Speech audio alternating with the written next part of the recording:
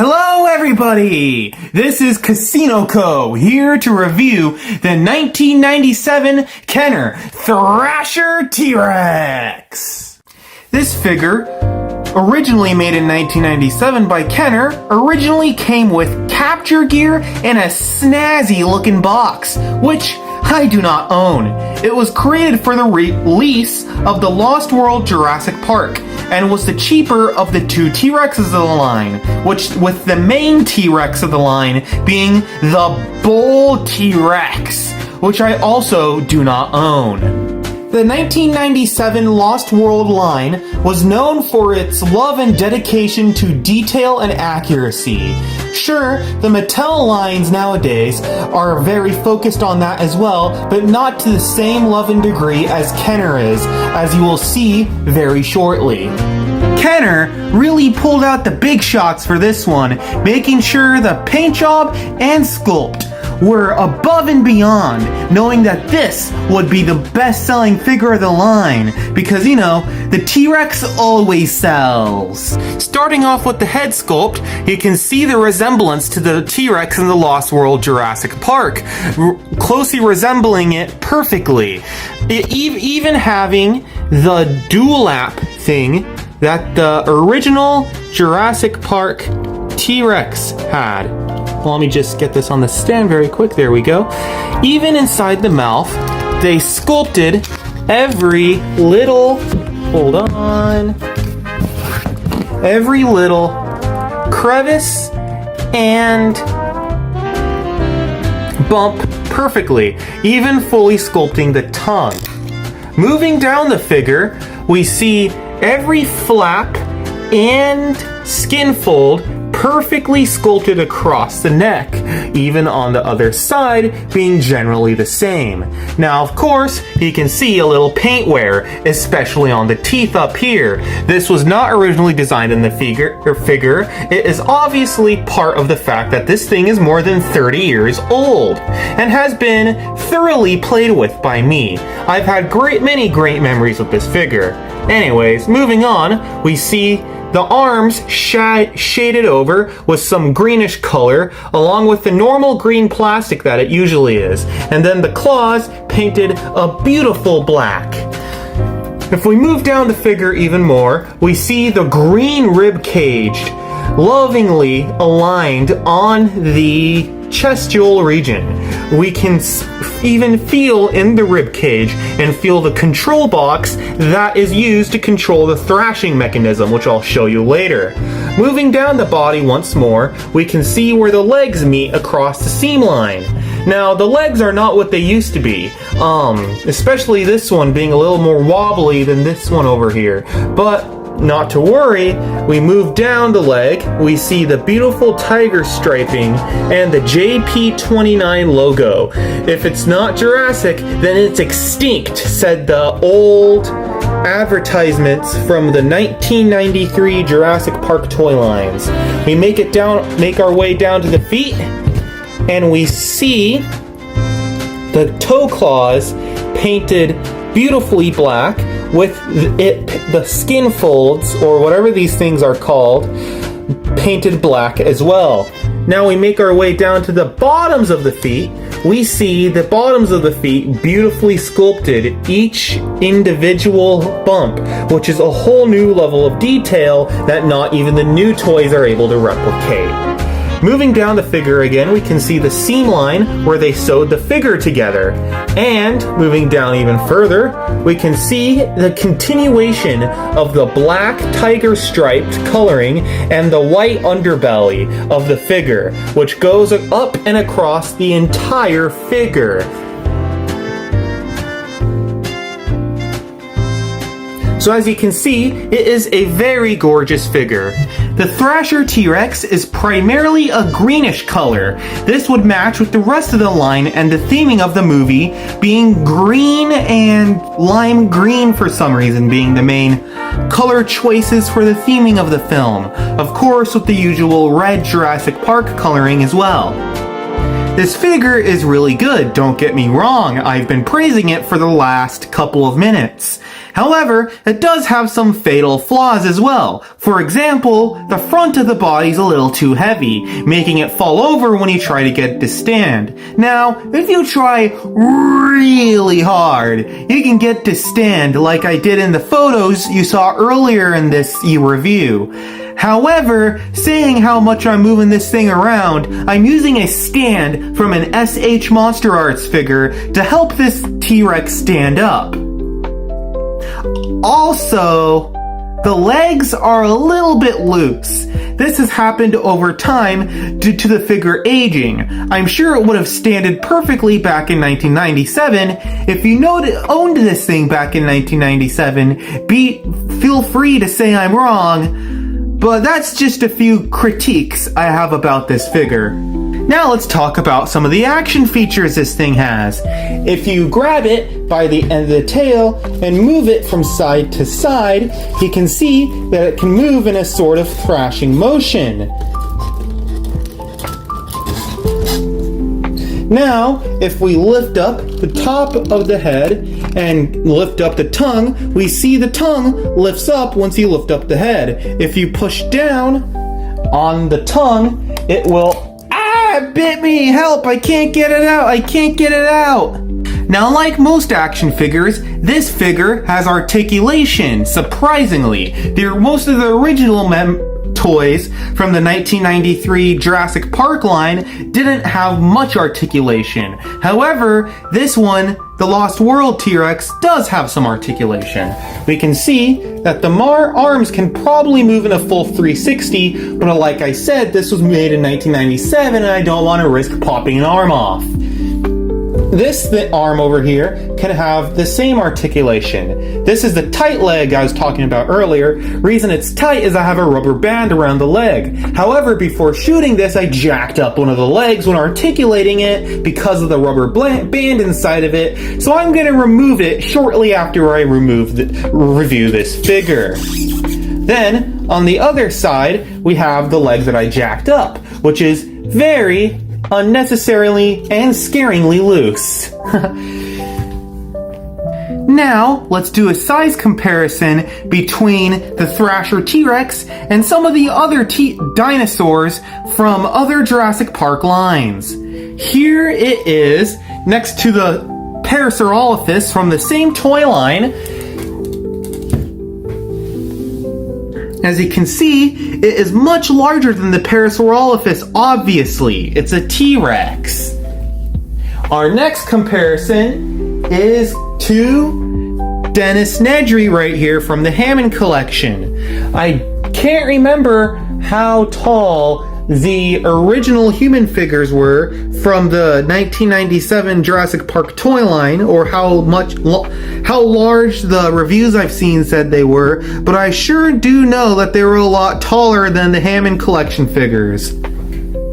Our next size comparison is gonna be next to Mattel's new Buck T-Rex, which is supposed to be mimicking the same T-Rex from the movie that this Thrasher T-Rex is mimicking. As you can see, the Thrasher T-Rex has a lot more paint applications and is more overall better detailed. However, that is not to diss the chopping Buck T-Rex we have right here. The Buck T-Rex has some solid paint applications on the head and even a new sculpt from the previous T-Rex that we've seen from Mattel's line. The only major problem I have with the figure is the lack of paint on the underbelly and the toenails and fingernails. Here we have the Thrasher T-Rex next to the famous Red Rex. Obviously, as you can see, the Red Rex is much larger than the Thrasher T-Rex. Reason that is the Thrasher T-Rex was not supposed to be the largest T-Rex in the 1997 toy line, with that title going to the Bull T-Rex. So instead of focusing on size and girth, it instead put its priority into detail, in my opinion. Although, both figures are equally as detailed, but in my opinion, the Thrasher T-Rex definitely has the better head sculpt out of the two. The Thrasher T-Rex is a total of 20 inches and a half long and like 10 and a half inches tall. Pretty big toy, as you can see. The amount of love and care that was poured into this action figure is very noticeable and is well appreciated by the Jurassic Park fan base nowadays. It's almost more of a piece of art than a toy. Thank you for watching my review of the Kenner 1997 Lost World Jurassic Park T Rex, and I hope you have a great rest of your day. And most importantly, remember to like and subscribe so that I can reach 1,000 subscribers before I die of old age. Bye-bye!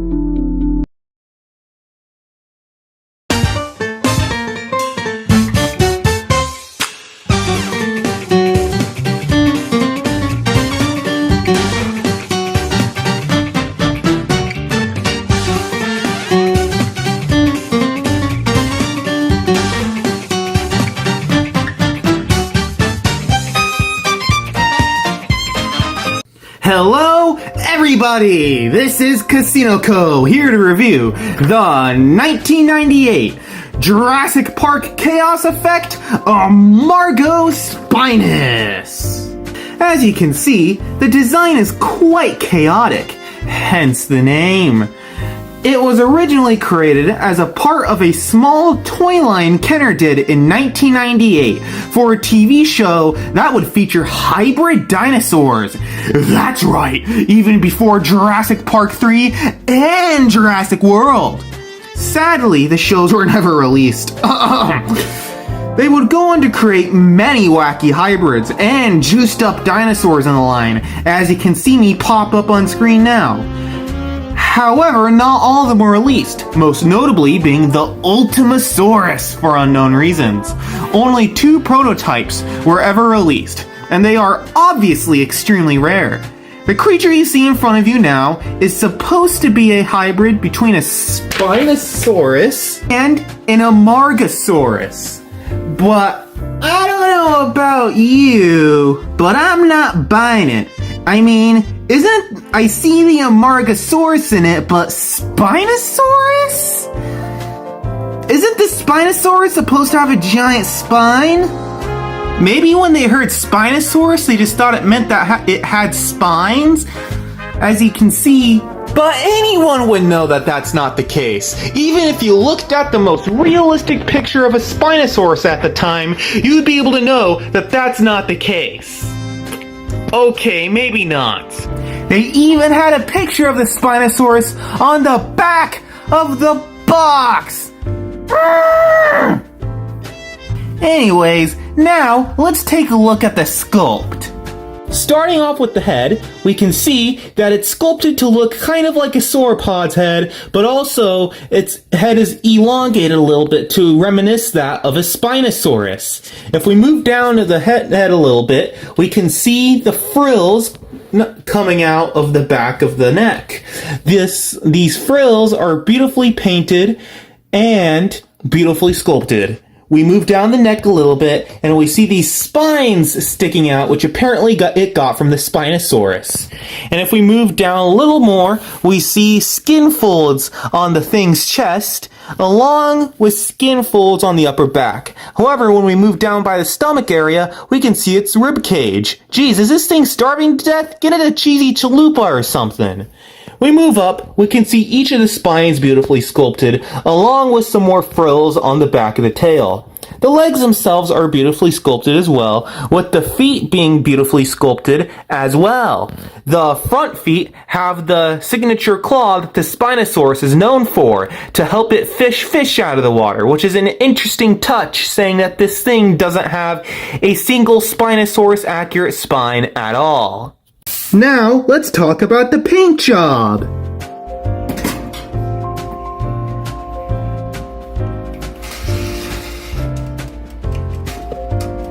Dang it, now it's burnt. Actually, you know what? Maybe I can use this. Oi, boys! We found a new one! Okay, maybe that's a bit harsh. The paint job is very chaotic, which is probably what was intended. And how they achieve this pure sense of chaos is with a mixture of black, red, and yellow, really making this dinosaur look like an evil genius. For the action feature, you pull back on this leg, and the mouth opens and the spines reveal themselves. A very interesting action feature that you definitely don't see nowadays with the new figures. However, it does limit the articulation on one of the legs. Speaking of the articulation, both of the front legs can move. Oh, the back leg can move too. Wow, that's an astonishing amount of articulation. Okay, maybe I was being a little dramatic there. That's not that much articulation. Then what are you expecting? It's a kid's toys from the 90s. Now, let's do some size comparisons. Here we have it next to the Lost World Jurassic Park Baryonyx. As you can see, it is a lot taller than the Baryonyx, but a lot shorter in length. Here we have it next to Mattel's famous Indoraptor. As you can see, it's a lot bigger than the Amargaspinus. Here we have it next to Mattel's newest Indominus Rex. As you can see, it makes it look like the Amargaspinus is a snack. And here we have it next to an Ooh La La.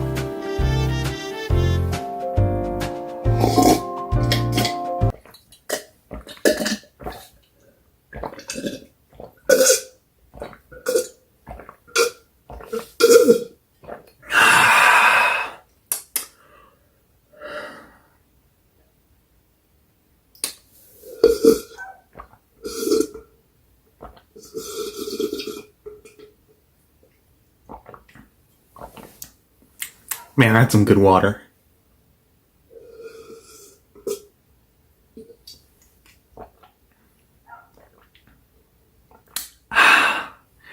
Anyways, here it is next to a glass of water. And here we have the Amargaspinus next to Dennis Nedry from the Hammond Collection.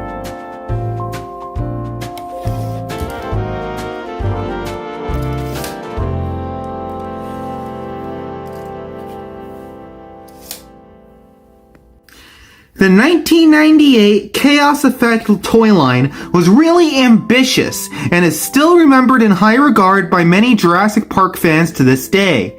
However, during its time, people did not like the chaotic style that it was going for, which caused the line to suffer severely. It may not have been appreciated then, but the line is most certainly appreciated for its uniqueness and color choice now. Especially with all the Mattel T-Rexes looking exactly the same. Alright, thank you guys so much for watching, and please be sure to like and subscribe before I die of old age. Bye-bye!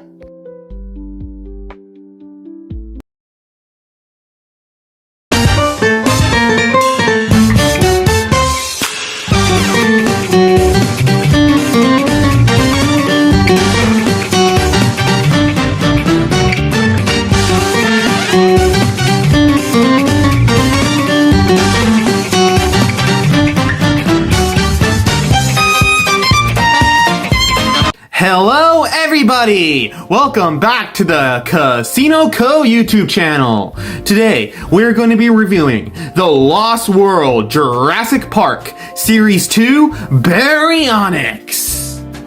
Now, believe it or not, the Baryonyx was never in the movie nor the novel. I believe it was just another fun figure for Kenner to add to their ever-growing stock of dinosaur toys.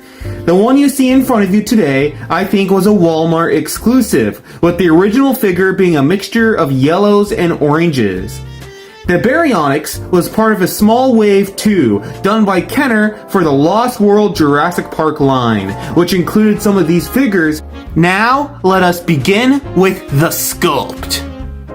As you can tell, this is obviously not Kenner's best work, with a goofier looking head sculpt and wide cartoonish eyes. However, It still is a good sculpt for the most part, with its alligator-esque design reminiscing the aquatic life that Baryonyx had back when they were still alive. We can see, going down its back, a beautiful brown paint job with black tiger spots everywhere, along with beautiful bumpatures on its back, really giving it that alligator-esque feel.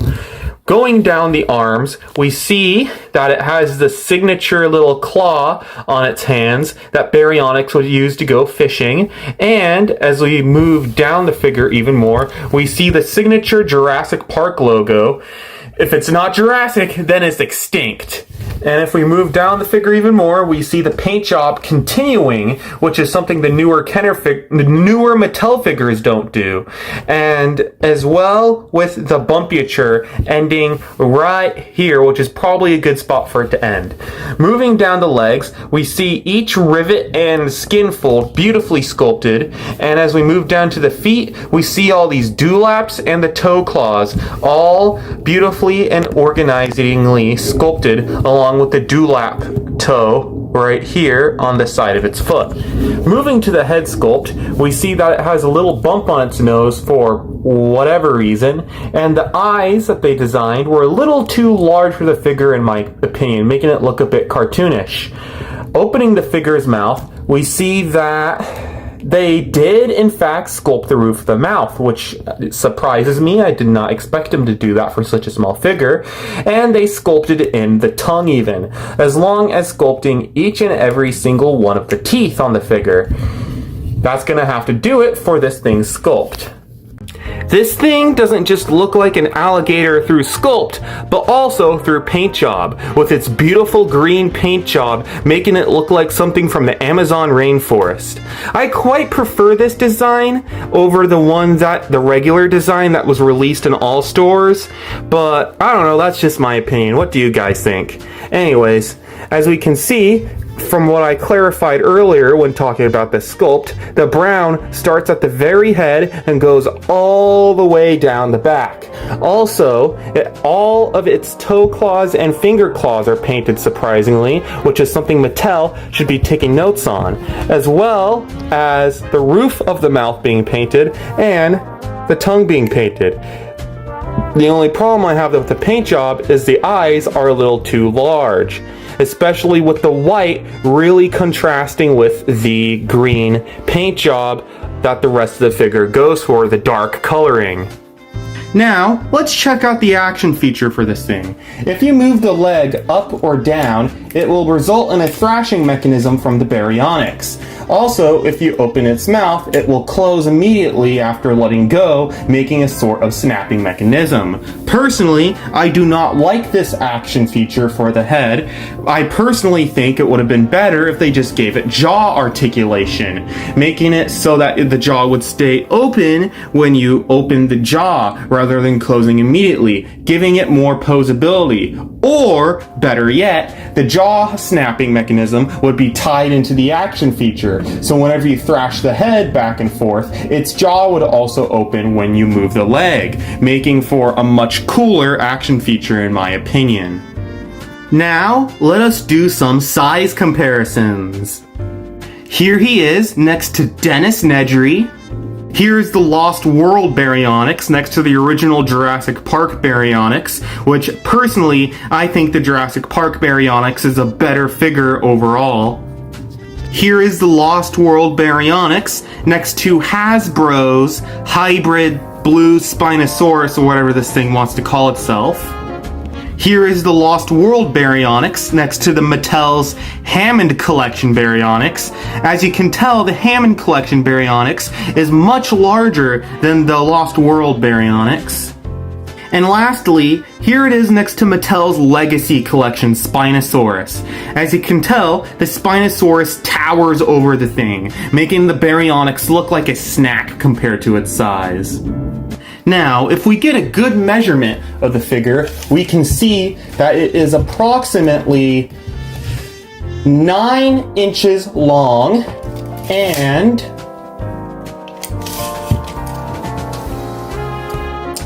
like 4.5 inches tall. The Kenner 1997 Baryonyx figure is a great toy with many unique action features and gimmicks. However, the new Mattel Baryonyx figures severely outclass it. And also, the 1993 Baryonyx figure also outclasses it, in my opinion. I would strongly recommend saving your money and getting one of those figures. However, this figure still holds a lot of novelty to this day, and is loved by children and collectors alike for its goofy grin and its bumpy hide. Thank you so much for watching the Casino Co YouTube channel, and please make sure to like and subscribe so that I can reach 1,000 subscribers before I die of old age. Bye bye!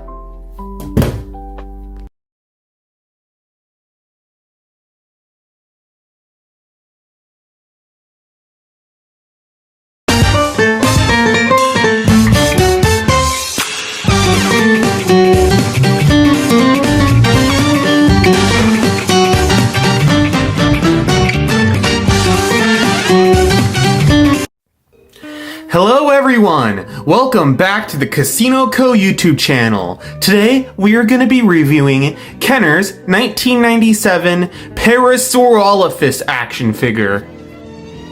This figure was part of their Lost World Jurassic Park line, which included the Thrasher T Rex and Baryonyx I reviewed earlier on this channel.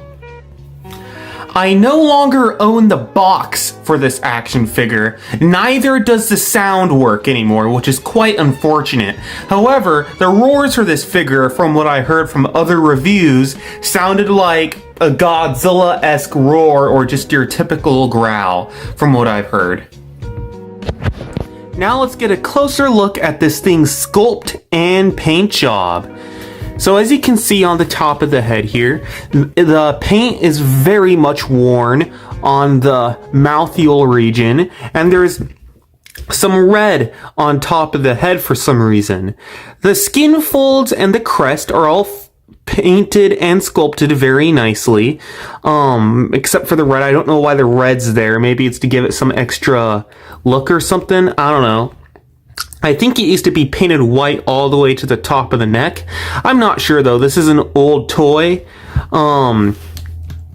The finger claws are painted surprisingly. That's a rare phenomenon with these toys. And the arms are also sculpted very nicely with black stripes being on each one. As we move down the back, we see the black stripes continuing all the way down to the tail, and the stomach is painted a glorious white paint all the way down to the end of the tail. Man, if only Mattel could do that. The toe claws are also painted, as well as the hump on the back being gloriously painted as well.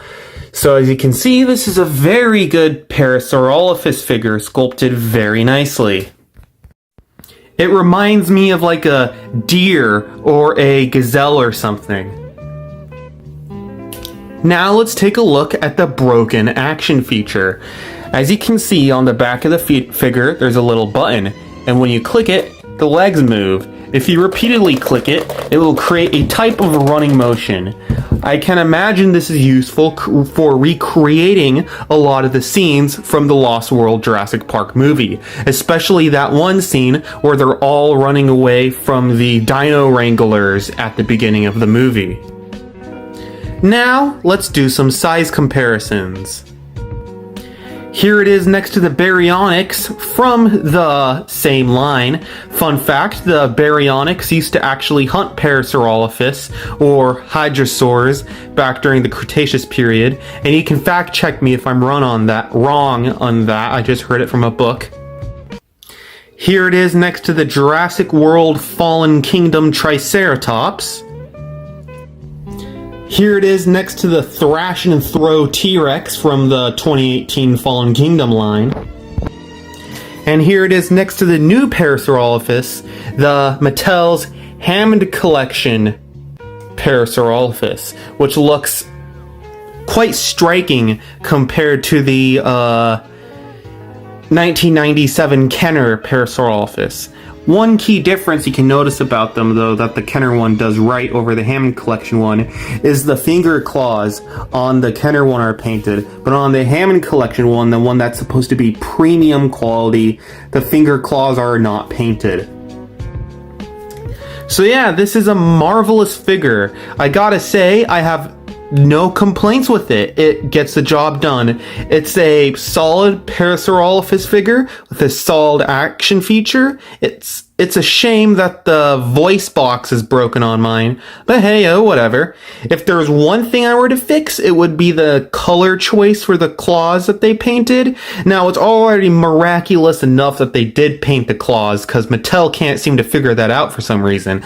But if they were to paint it a different color of the claws, I would highly suggest them using black, because that's generally what the claw color is for them. But yeah, this Parasaurolophus figure is amazing. Have generally no complaints about it.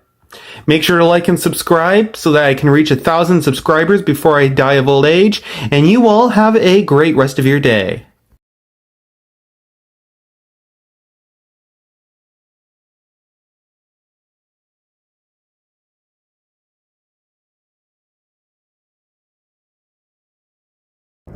A swan of the Mesozoic stumbles on, looking for a meal of any type, anything that could possibly sustain his hunger. It has been an age of drought. The river has dried out, and his original source of food, fish, has disappeared. Now he must hunt. Hunt to survive. Hunt to thrive. Yet there are still other hunters that he must be wary of, because sometimes even the hunter can become prey.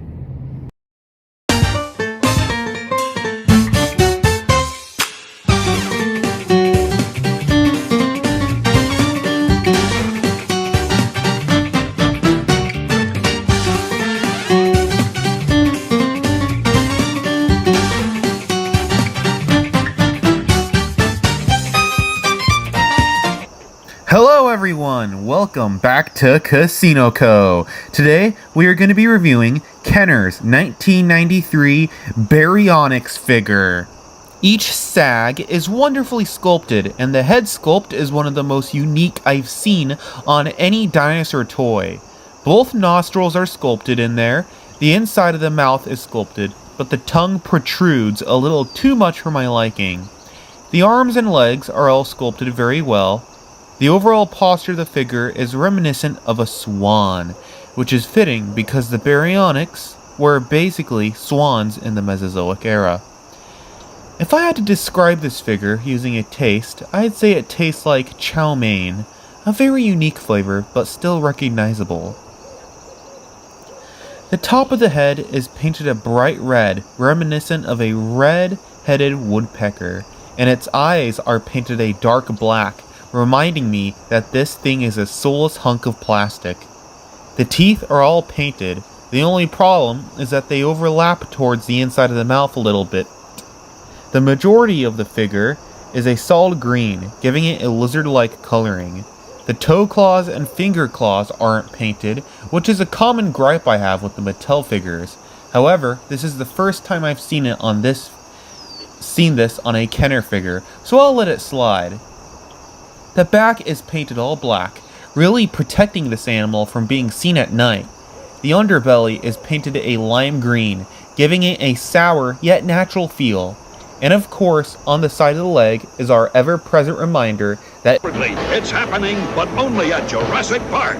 The figure has basic articulation, being able to move both of its arms and one of its legs, with the other leg being attached to an action feature.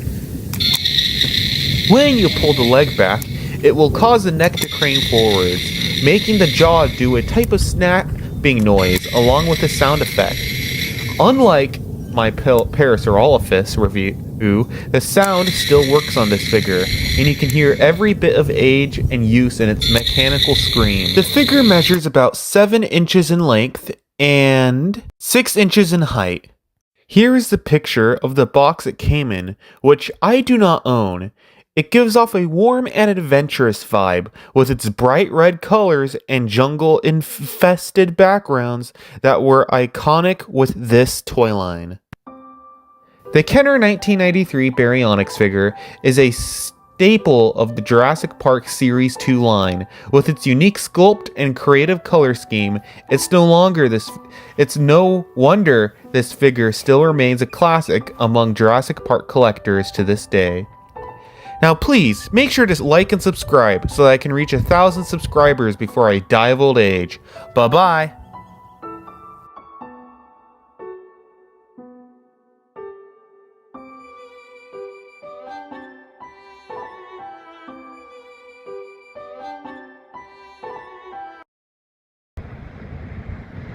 The sun beamed down on the desert, cooking anything underneath it alive.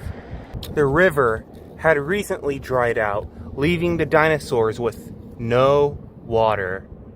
With the recent drought, plant life has been dying out, leaving there barely any food for herbivorous dinosaurs, making their lives absolutely miserable.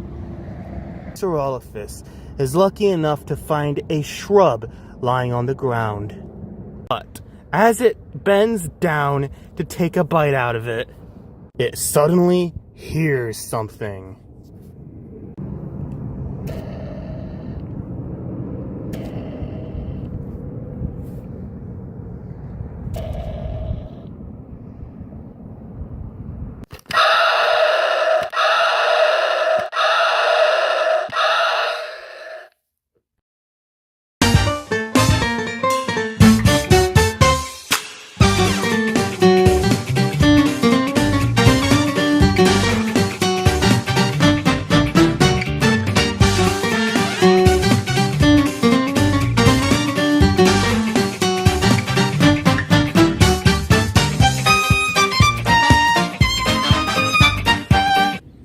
Here we have the most legendary Jurassic figure ever made, the original Jurassic Park 1993 Red Rex. This was the first T-Rex toy ever made for the Jurassic franchise, and it still holds up to this day, if not surpassing the newer figures. The sculpt on this figure is marvelous, being based off of the original Stan Winston maquette. Each skin fold is wonderfully sculpted, and the tail is gloriously long, really balancing out this figure. You can even see the ribs on its side, with the rubber skin of the figure only making it feel more lifelike. They even sculpted the tongue and the roof of the mouth. The tops of the feet are sculpted, being really reminiscent of a chicken. The head sculpt seems a little out of place, but it still gets the job done. And the arms are also a little too widespread, making it look just a little goofy. This figure has one of the most beautiful paint jobs of any dinosaur toy I've ever seen, being based off of the red T-Rex from Michael Crichton's Jurassic Park. The majority of its body is painted a darkish red, really making it come off as intimidating. On the top of its body, it's peppered with black spots, almost like a jaguar. The tongue and the roof of the mouth are painted a pinkish red, and the eyes are a beautiful lime green, which may not be accurate to the film, but I still think it looks really cool. The stomach is painted a lime green, really giving it a sour flavor. The toe claws are painted black, although the finger claws are not painted, which is forgivable. Overall, it has a really unique paint scheme, diversifying it from the greens we are used to. The articulation is minimal, with only the arms being articulated. Mine has an arm that likes to pop out.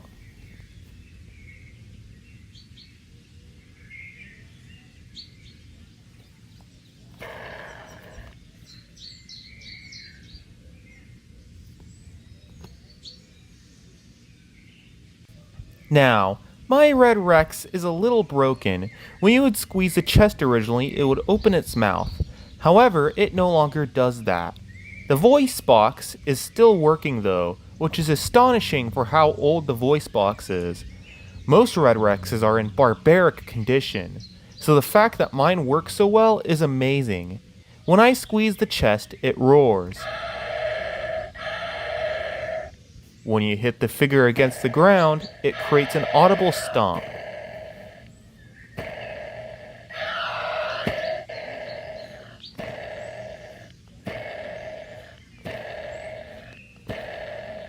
Now, I don't own the box for this figure, since it's like 30 plus years old, but I do have this picture of the internet of it, and its original packaging was incredibly iconic, with the original logo sitting proudly on the top right of the box. The yellows, reds, and oranges of the box really mixed together well to give off this really warm feeling, and added with the forest-infested background, it all really made this toy pop out on shelves. In some locations of the world, the toy had a plastic seal over it, protecting it from random goobers sticking chewed wads of gum on it. Some locations had an open front to it where you could test out the action feature to see how you liked it. However, like I said earlier, this possessed risks to the quality of the toy. On the back of the box, you could see the Red Rex on display in a beautiful diorama with some of the human figures from the line standing by it. You really don't see this level of detail on the packaging from the newer Mattel lines. I'm assuming that's because things are so much more expensive these days, so it's not as easy to put this much detail into packaging anymore, but still, it would be really nice to see something like this again. Anyways, on the bottom of the box, we see the rest of the figures in the original line, including those of the Stegosaurus, Triceratops, and the young T Rex. On the back of some of the other boxes, the Red Rex is portrayed differently because they hadn't fully finished designing the figure yet, so they just stuck the Stan Winston maquette back there and hoped no one would notice. The Red Rex measures 27 inches long and 10 inches tall. Now, let's do some quick size comparisons. Here it is next to Kenner's 1997 Thrasher T Rex. Here it is next to Hasbro's 2003 React Attack T Rex. Here it is next to Hasbro's 2015 Stomp and Strike T Rex. Here's the 2018 Thrash and Throw T Rex. And here it is standing next to Mattel's recent Red Rex of their own. If recent was 2 years ago, God, I'm old. The Red Rex is one of the most legendary dinosaur toys ever made, and to this day, it still holds up pretty well. This figure may be one of the best Kenner has ever made, however, that doesn't mean that it's perfect, having a rather awkward sculpt for the arms. However, with its realistic skin and incredible attention to detail, it really is no wonder that this figure would set the bar for the rest of the Jurassic line to come.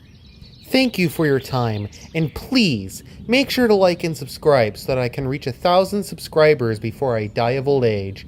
Bye-bye!